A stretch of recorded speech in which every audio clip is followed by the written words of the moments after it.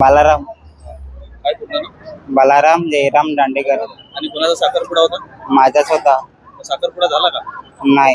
साखरपुड्याला जात होते. हा, तर कसा ऍक्सिडेंट झाला?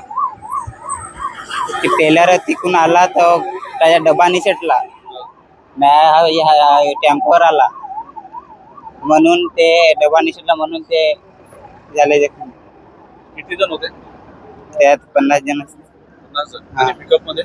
पिकअप मध्ये एवढे नाही म्हणून. तुझ्या घरचे वगैरे?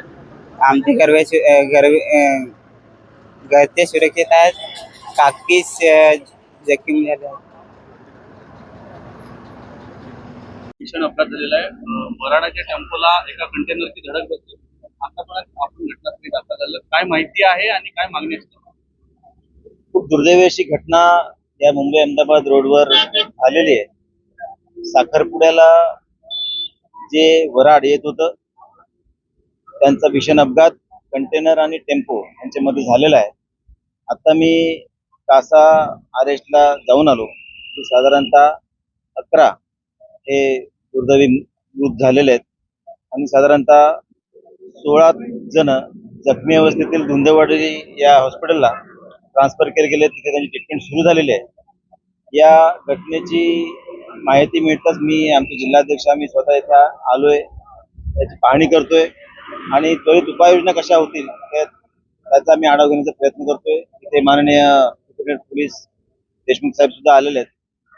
ज्या रुग्णांना धुंदरवाडीचे हॉस्पिटलला पाठवलेले आहे त्यांना सुद्धा ट्रीटमेंट सुरू झालेली आहे. याची लागलीच सूचना हे माननीय मुख्यमंत्री साहेबांना दिली गेलेली आहे. माननीय पालकमंत्री साहेब यांना सुद्धा दिले गेलेले. ते स्वतः इथे यायला निघालेले आहेत आणि प्रदेशाध्यक्ष आमदार माननीय रवींद्र चव्हाण साहेब यांना सुद्धा सूचना दिली गेलेली आहे. त्यामुळे त्वरित सगळी यंत्रणा ही प्रशासन हे कामाला लागलेलं आहे आणि जे जखमी झालेत किंवा जे मयत झालेत त्यांना तातडीची चांगली अशी मदत सरकारतर्फे मिळावी यासाठी आम्ही पालकमंत्र्यांकडे आग्रह धरणार आहोत. अर्थात आल्यानंतर आढावा घेऊन ते पुढची सूचना देत. हा टेम्पो खरं तर आउट साईडने येत होता आणि दुसरा विषय असा आहे की हे व्हाईट टॅपिंग केलं त्याच्या बाजूला जो साईड पट्टी पाहिजे ती कुठेच नाहीये. त्याच्यामुळे वारंवार असे अपघात घडत आहेत अशी माहिती स्थानिकांनी दिली. जे ठेकेदार आहेत या महामार्गाचं काम करत होते त्यांना कुठेतरी पाठीशी घातलं जात याचा आरोप. नाही, या निमित्ताने या सगळ्या प्रकरणाची चौकशी होईल. रोडची सुद्धा चौकशी होईल. तिथे साईड पट्टी केली गेलेली नाही. जे आवश्यक ज्या नियमानुसार हायवेच्या नियमानुसार जे व्हायला पाहिजे काम ते झाले नसेल तर त्याच्यावर कारवाई झाली पाहिजे. आणि जर या प्रकरणामुळे जर अशा प्रकारचे अपघात होत असतील तर ते टाळता येण्यासाठी काय उपाययोजना करावी लागेल यासाठी सुद्धा नॅशनल हायवे ऑथॉरिटीसाठी आम्ही बोलणार आहोत. आणि असे जे अपघात आहेत हे होऊ नये यासाठी दक्षता ही घेतली गेली पाहिजे. अपघात झालेला आहे. काय माहिती आणि काय कार्यवाही केली जाते?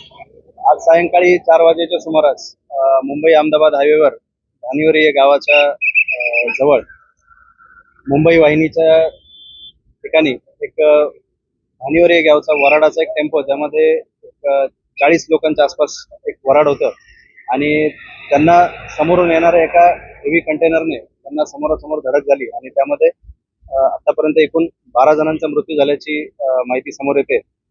घटनास्थळी त्वरित कासा पोलीस स्टेशन चा स्टाफ तसेच आपले HSPचा स्टाफ आणि सर्व जिल्हा प्रशासन यंत्रणा जागेवर पोहोचून सर्व जखमींना उपजिल्हा रुग्णालय कासा तसेच वेदांत कॉलेज धुंदलवाडी या ठिकाणी त्यांना शिफ्ट करण्यात आलेलं आहे.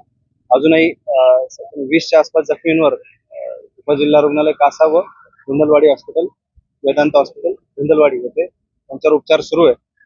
ट्रॅफिक सुरू आहे आणि पुढील कारवाई पालघर पोलिसांद्वारे करण्यात येतात.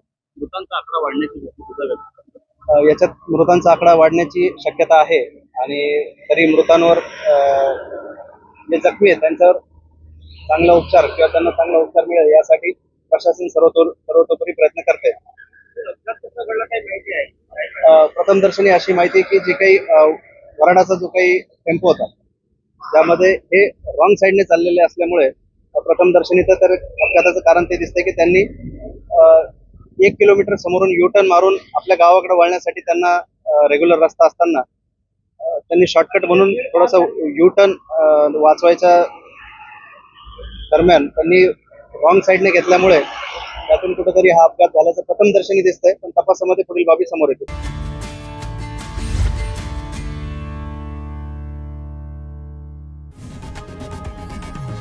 लोकशाही मराठी ऐका, पहा, जागरूक रहा.